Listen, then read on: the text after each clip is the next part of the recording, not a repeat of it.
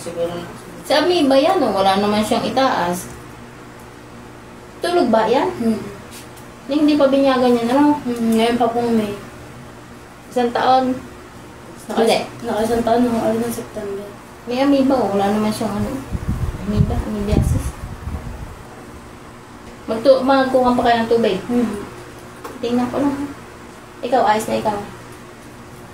Ay, yung pinagagamot noong noong nasa Saudi ba yun? Umayos na mo din ata.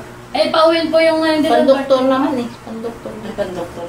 Pandoktor, tsaka may kulang. Oo, yung mga bata pa sila. Wala talaga yung ibang sakit, amoeba. Tulog pala yun eh. Parang nakakunot ang noo eh.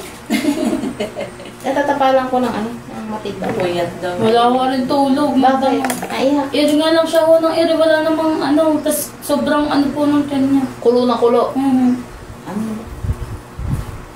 Ano kayo sa tubig? Sa tubig, mga bakterya. Hindi lang naman sa ang kanya tubig. Siguro mahilig nakakapagsubo yan. Ari, nakakakain ako ng mga tipo. Ganyan. Pag hindi pa mawawala yung papacheck up ha, papasuri ang dumi. Pero gagaling na yan. Hindi ko sakaling hindi yan. Siyempre, mahirap mga unang kagalingan.